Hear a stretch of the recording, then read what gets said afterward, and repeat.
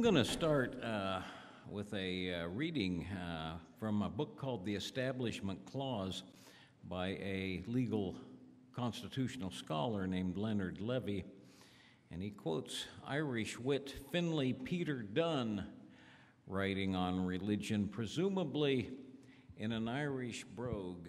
"Religion is a queer thing," he writes. "Be itself, it's all right. But sprinkle a little politics into it, and dynamite is nothing but bran flour compared with it. Alone it prepares you for a better life. Combined with politics, it harries you into the next life." And he says, given the extraordinary religious diversity of our nation, the Establishment Clause, which is where the Constitution's First Amendment says Congress shall make no law respecting the establishment of religion, functions to depoliticize religion. It thereby helps to diffuse a potentially explosive situation. The clause substantially removes religious issues from the ballot box and from politics. Notwithstanding the Establishment Clause, religion still saturates American life. The president swears an oath of office with one hand on the Bible. Congress decreed a specific date be set aside each year for Americans to pray. The president has annually declared a national day of prayer on the first Thursday in May. The Supreme Court opens its sessions after the bailiff has asked God to save the court and the United States, and that bailiff is paid with public money, on and on, on and on. He does say, however, when public officials urge a return to the original intent of the Constitution, an examination of history is especially warranted. The observation of Clinton Rossiter, the conservative constitutional scholar, should be kept in mind. He writes, quote, "Most of the talk about the intent of the framers, whether in the orations of politicians, the opinions of judges, the monographs of professors, is as irrelevant as it is unpersuasive, as stale as it is strained, as rhetorically absurd as it is historically unsound." Close quote. And Rossiter added that men of power who know the least about the intent of the framers are the very ones most likely to appeal to that intent in support of their opinions. That's our reading this morning. We'll get back to some of those topics. The word antidisestablishmentarianism has long been famous as the longest word in standard English dictionaries, at least in my generation it was. If you ask most people, because I actually did as a youth, if you ask most people what it actually means, though, the most likely answer is, well, I'm not sure, but I think it has something to do with the Church of England. So let's start with the Church of England, which is the established church of that nation, still funded partly by government revenues. To this day, Queen Elizabeth is still the nominal head of the Church of England. It's a bit of an anachronism in our time, but 300 years ago, when religious freedom was a new idea all across Europe, state-supported religion just seemed like the natural way to do things. The Anglican Church, as it's now called, followed the English colonists to North America, as we discussed. Of course, it was the Puritans who settled New England, but Anglicans, again, soon followed. And even though the establishment was taken for granted, it caused problems in the colonies almost from the beginning. New England was majority Puritan. The Mid-Atlantic was mostly Anglican. Pennsylvania was mostly Quaker, on and on, so it was a patchwork quilt. By the mid-1700s, 11 of the 13 colonies were funding their established churches with taxpayer money. And the disputes over which Christian denomination would get that money and which ones didn't were sometimes pretty noisy. And then came the American Revolution, which changed that argument even more.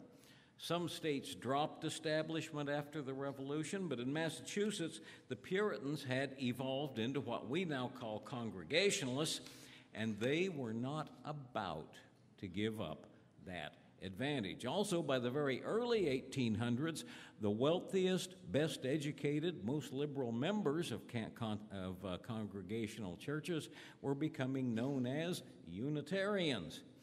And with Unitarians in the lead, the congregational churches of Massachusetts would hang on to state tax support for a good 2 generations after we gained independence. And for the record, the United States Constitution did not change that. To explain, we drafted and ratified the Constitution in the 1780s, followed by the Bill of Rights in 1791, and the First Amendment of the Bill of Rights says, Congress shall make no law respecting the establishment of religion or prohibiting the free exercise thereof. And the first half is called the Establishment Clause by legal scholars. The second is called the Free Exercise Clause. That's what they're talking about when they mention those. But it was universally agreed at the time that sentence applied only to the federal government. Congress shall make no law. State governments were still free to do whatever they wanted on religion, and some did. Meanwhile, about 1800, 1805, both Unitarianism and Universalism were becoming widely known, and they had almost the same beliefs back then, but were very different in other ways. Including their attitude toward establishment. The Universalists were disestablishmentarianism. Disestablishmentarians. They wanted to do away with state-supported religion, but Unitarians were strong anti-disestablishmentarians. And that's where those two words came from. And it was a huge bone of contention, and it got huger. From the Puritans on, New England's congregational churches had always received taxpayer money. They controlled the state legislatures. They voted to ratify the Bill of Rights. But they also voted to keep right on funding their own churches. And as far as the Congregationalists and Unitarians were concerned, establishment was not just a way to fund their own religion. It was also a great way to beat down other religions. Article 3 of the Massachusetts State Constitution put religious discrimination into black and white.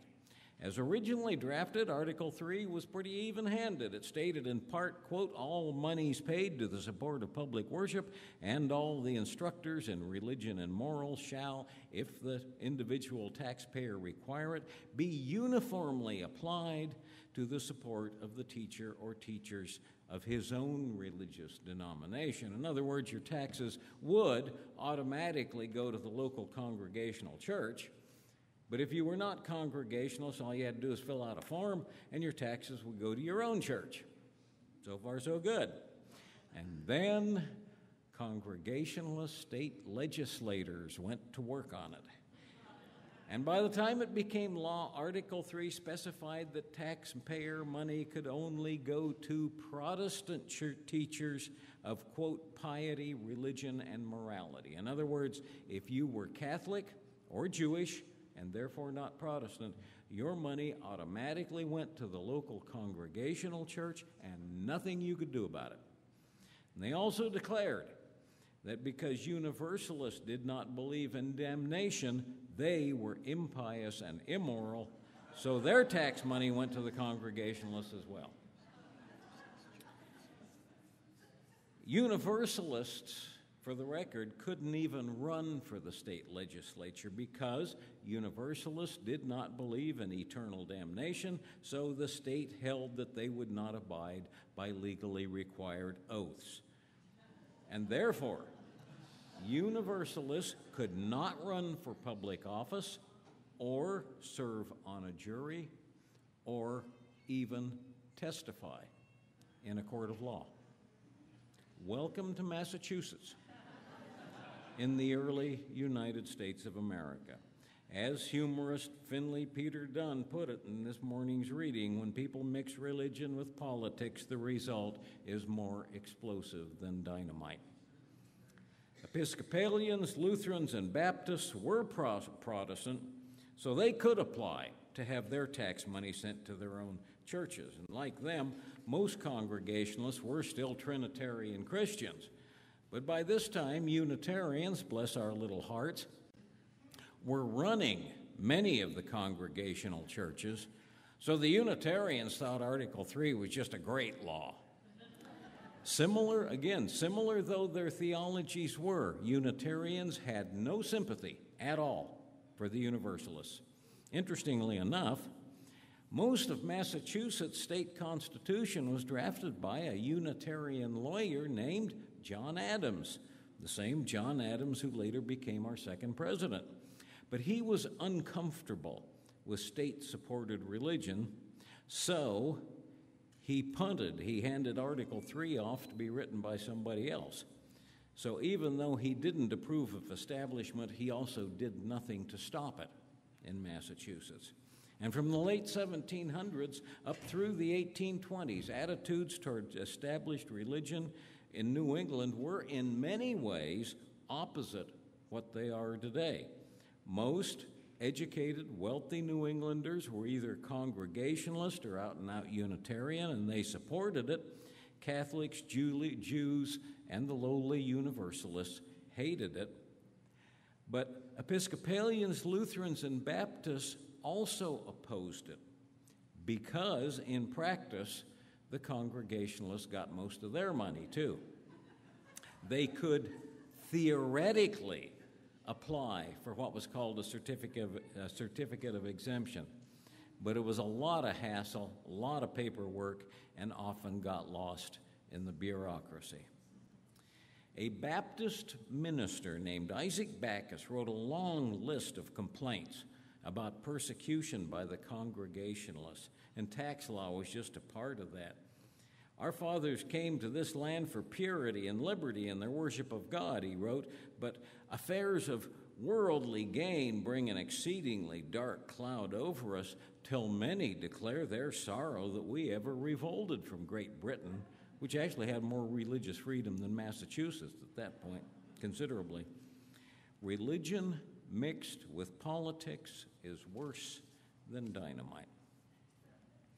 Again, Unitarians and Universalists both believed about the same thing, that Jesus was human, not God. Neither had much use for the Trinity or popular notions of hell or damnation, but socially they were poles apart, and few Unitarians cared how Universalists got treated.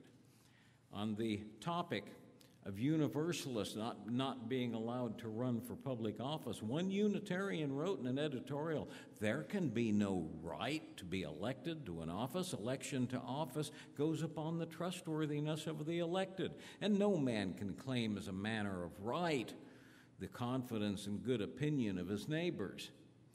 Bashar al-Assad could not write a slimier piece of sophistry than that. It glosses over the fact, quite neatly, that Massachusetts didn't even allow Universalists to run. They were not even allowed to ask their neighbors' opinions. They couldn't even register to run. So it doesn't, and I love being a Unitarian Universalist, by the way, but we all have our shadows. And it doesn't matter who you are or what you believe. Religion mixed with political power corrupts whoever has the clout.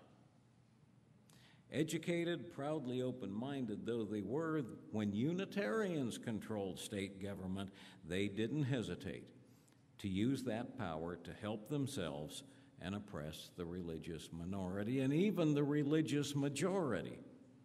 As the years rolled by, though, Trinitarian Congregationalists began to rebel against Unitarian control in their churches.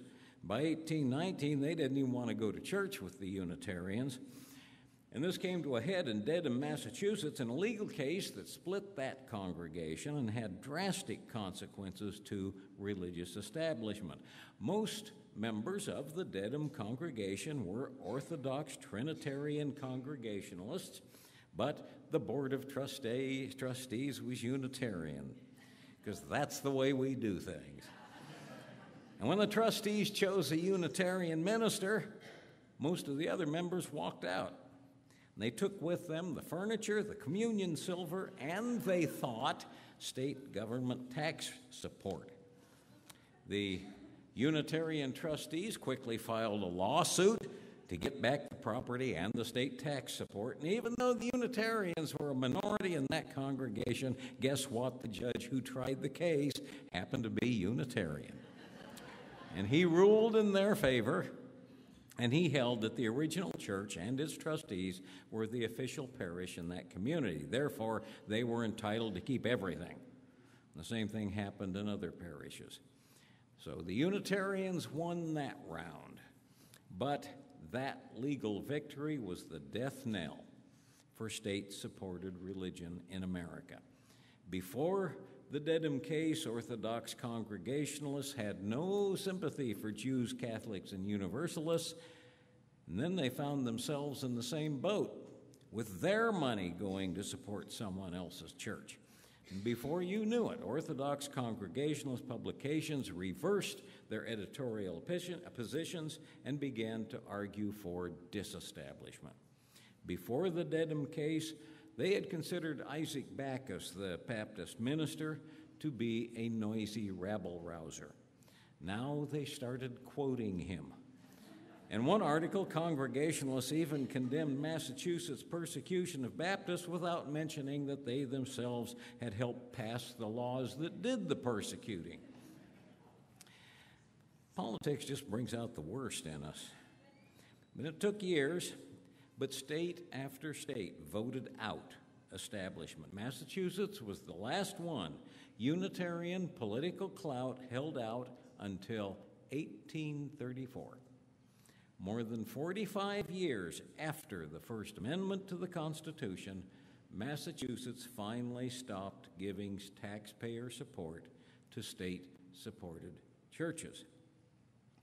Now, the original framers of the Constitution were all dead by that time.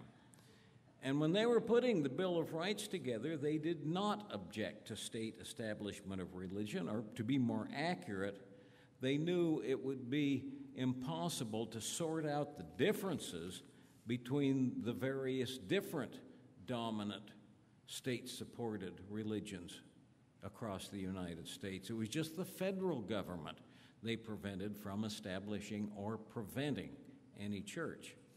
Many of them did see the danger of mixing politics and religion. Thomas Jefferson and his protege, James Madison, both wrote that a wall of separation should stand between church and state at all levels. And that phrase, wall of separation, actually dates back to Roger Williams, who founded the colony of Rhode Island back in the 1600s. Not all the Constitution's framers agreed with that. They didn't agree on everything. But the establishment controversy in Massachusetts shows exactly why. Williams, Jefferson, and Madison is right. That wall of separation is important. Then came the Civil War. In order to abolish slavery in the South and extend full citizenship rights to former slaves, the United States ratified a series of constitutional amendments. The 13th Amendment did away with slavery itself, crucial to our religious journey in this story. The 14th Amendment made the federal government the watchdog for all human rights at all levels of government. It states in part, no state shall make or enforce any law which shall deprive any person of life, liberty, or property, nor deny to any person the equal protection of the laws.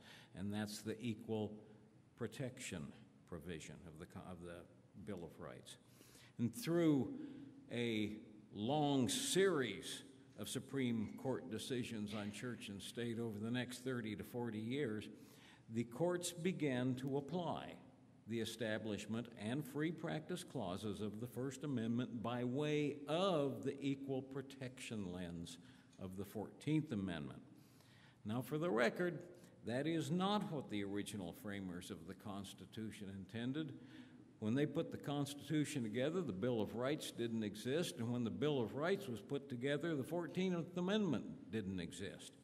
They didn't see that coming, and it's doubtful that the men who even wrote the 14th Amendment foresaw how it would be applied to religious issues a generation later. I think we're a far better nation because it worked out that way. To me, this whole canard about basing 21st century legal conditions on decisions on the so-called intent of the original framers is just a crock of baloney. Okay? That's just my opinion. You're free to disagree, but that's what I think, and I think that strongly. And this piece of history shows us just how important separation is between church and state. But there's also, make no mistake, a challenge for us in that separation. We are challenged always to stand up for our beliefs and ideals in the face of human ignorance and greed. Individual freedom of belief is necessary to keep us asking the hard questions and working toward just and loving community and covenantal relationship with one another. But no religious tradition or belief can keep people from being heedless and greedy. We saw that with the disestablishment controversy. We're constantly challenged to stand up in the face of human nature and the human love of power. The Universalists fought long and hard for church-state separation, and they are the ones that hand that tradition down to us. The Unitarians inherited the Puritan tradition of what's called congregational polity, with each congregation responsible for its own destiny. That's what allowed Unitarianism to even develop, and it's why each Unitarian Universalist congregation still manages its own affairs in our own day, congregational polity. Now, these two slightly different traditions are the reason this congregation and every Unitarian Universalist congregation is the product of its own members, inspiration and perspiration. The federal, state, and local governments cannot tell you what to think, say, or do. Even the National Unitarian Universalist Association cannot tell you what your sanctuary is supposed to look like, or your order of service, or whether you're going to have a minister, or who that minister should be if you so decide. It's your job to decide how to do religion according to your own best insights and your democratic vote. But that also brings a challenge and a responsibility. No one can tell this congregation what to think, say, or do, but no one but you is going to do the work or pay the bills either, or keep the lights on, or keep the air conditioner running. Now, back when I studied minister at Meadville Lombard Theological School, that's the Unitarian Universalist Div School in Chicago, back in those days, there was a little kitchen tucked into a dank corner of the basement of the main building, and over the sink there was this hand-painted sign, and it read, "Thou art responsible for thine own theology and thine own dishes." And I think that pretty well sums up Unitarian Universalism. No one can tell us what to believe, but we are also responsible for our own dishes. No one else will wash or stack them for us, or pay the bills, or brew the coffee, or pull the weeds, or paint the walls. And you know what? To this day, I still like it that way. Amen. May it be so.